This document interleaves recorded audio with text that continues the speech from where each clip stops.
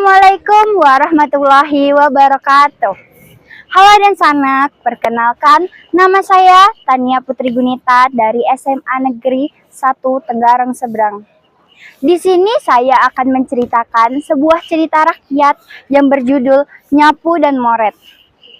Alkisah pada zaman dahulu kala, terdapat sebuah desa yang tiba-tiba saja diserang oleh kawanan perampok. Perkampungan yang diserang oleh kawanan perampok tersebut merupakan bagian dari cerita rakyat yang berasal dari Provinsi Kalimantan Timur. Para penduduk desa berhasil menghalau para perampok. Namun, begitu korban jiwa dan kerusakan yang diakibatkan serangan perampok sungguh banyak, maka pada malam harinya warga desa berkumpul di sebuah rumah khusus untuk musyawarah yang disebut dengan Balai Basara. Seorang warga desa yang bernama Nyapu segera memberikan usulan. Mereka, para perampok itu pasti akan kembali dengan jumlah yang lebih banyak. Jumlah kita semakin sedikit dan kita tidak akan mampu bertahan lagi. Maka dari itu, saya mengusulkan untuk pergi dari tempat ini dan membuka perkampungan baru di tempat yang lebih aman. Namun tidak ada satupun warga yang setuju atas usulan Nyapu, kecuali istrinya.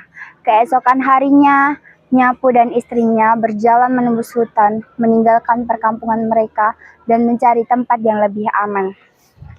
Mereka terus berjalan menyusuri sungai hingga ke arah hulu. Dan kemudian mereka menemukan sebuah muara sungai yang terdapat air jernih dan ikan yang sangat banyak. Nyapu pun berkata kepada istrinya, "Sepertinya ini tempat yang tepat untuk kita membuka ladang." Istrinya pun menjawab, "Benar sekali, kita tidak akan kesulitan ikan dan air jernih." Begitulah Nyapu dan istrinya membangun sebuah ladang dan membangun rumah di tempat yang lebih aman. Sementara itu, para perampok dengan jumlah yang lebih banyak kembali ke perkampungan tersebut. Warga kampung masih mampu bertahan dan membuat para perampok lari tunggang langgang. Meskipun begitu, warga kampung harus menanggung lebih banyak korban. Semakin banyak warga yang meninggal dan rumah-rumah terbakar. Malam harinya, warga kampung kembali berkumpul di Balai Basara untuk menentukan nasib perkampungan mereka ke depannya. Korban di pihak kita semakin banyak. Para perampok itu pasti akan datang kembali. Sepertinya kita harus menyusul Nyapu. Semakin sulit untuk kita mempertahankan perkampungan ini. Betul sekali, aku setuju. Tidak ada jalan lain. Kita terpaksa harus meninggalkan perkampungan ini. Seluruh warga terpaksa meninggalkan kampung halaman mereka. Mereka terus berjalan menyusuri sungai hingga ke arah hulu menyusul Nyapu dan istrinya. Akhirnya mereka bertemu Nyapu dan istrinya. Mereka menceritakan kepada Nyapu banyaknya saudara dan tetangga yang menjadi korban kekejaman para perampok. Akhirnya mereka memulai kehidupan baru di tempat yang baru dan menunjuk Nyapu menjadi kepala kampung. Beberapa waktu kemudian istri Nyapu melahirkan seorang bayi perempuan. Bayi tersebut diberi nama Moret. Hingga belasan tahun Moret tumbuh menjadi gadis dewasa yang cantik dan cerdas.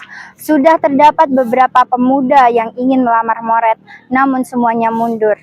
Mereka mundur karena syarat yang diajukan oleh Moret. Ternyata syarat tersebut adalah mengisi lumbung paling besar di desanya dengan beberapa biji buah-buahan dalam waktu sehari. Hingga suatu hari datanglah seorang pemuda bernama Karang. "Aku sudah mendengar syarat yang kamu ajukan, Moret. Izinkan aku untuk memenuhi syarat tersebut." "Tapi kalau boleh tahu untuk apa biji-bijian sebanyak itu?" Moret pun menjawab, "Penuhi saja syarat yang aku ajukan. Jika kamu berhasil, aku akan memberitahumu." Keesokan harinya, Karang pun berjalan menembus hutan. Seekor burung enggang tiba-tiba datang setelah Karang bersiul panjang. "Hei Karang, ada apa sepagi ini sudah memanggilku?"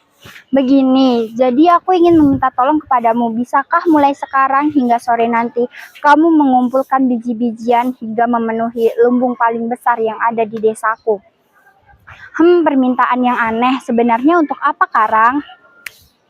Bertanyanya nanti saja. Yang penting kamu bisa memenuhi biji-bijian di lumbung padi. Bertanyanya nanti saja. Yang penting kamu bisa memenuhi lumbung yang ada di desaku. Bisa saja sih. Kebetulan aku pun belum sarapan. Aku bisa mengerahkan seluruh burung enggang yang ada di desa ini untuk mengumpulkan biji-bijian di dalam lumbung yang ada di desamu. Ketika matahari mulai condong ke arah barat dan keranjang-keranjang besar itu pun telah dipenuhi dengan berbagai jenis buah-buahan. Terima kasih banyak burung enggang, aku tidak akan melupakan jasamu. Santai saja, aku nih sangat suka membantu para manusia. Tapi untuk apa sih sebenarnya mengumpulkan biji-bijian sebanyak itu? Karang pun menceritakan kepada burung enggang tujuannya untuk mengumpulkan biji-bijian tersebut. Oh begitu, baiklah. Yang penting jangan lupa undangannya ya. Setelah memastikan lumbung tersebut berisi biji buah-buahan, Moret pun menerima lamaran Karang. Pernikahan Karang dan Moret berlangsung dihadiri para warga dan burung enggang yang telah membantu Karang. Burung enggang berkata, "Terima kasih banyak Karang sudah mengundangku. Makanan di sini enak-enak sekali." Dan Karang pun menjawab, "Ah kamu dasar banyak makan, gak bawa ampau, makan banyak sekali." Sang istri pun bertanya, "Jadi ini burung enggang yang telah membantumu untuk mengumpulkan biji-bijian?" Burung enggang pun langsung menjawab, "Ya begitulah, tapi sebenarnya untuk apa biji-bijian sebanyak itu?" Moret pun menjawab, "Setelah pesta ini, kamu pasti akan tahu." Setelah itu, Nyapu memanggil seluruh warga kampung. "Warga kampung sekalian, saya di sini ingin menyampaikan permintaan dari putri saya. Di desa ini terdapat sebuah lumbung besar yang berisi biji buah-buahan. Biji buah-buahan itu dapat ditanam di ladang warga kampung sekalian." Ternyata itu tujuan dari Moret untuk mengumpulkan biji-bijian tersebut. Biji-bijian tersebut kelak menjadi buah-buahan khas Kalimantan Timur, seperti ihau, durian merah, dan rambai.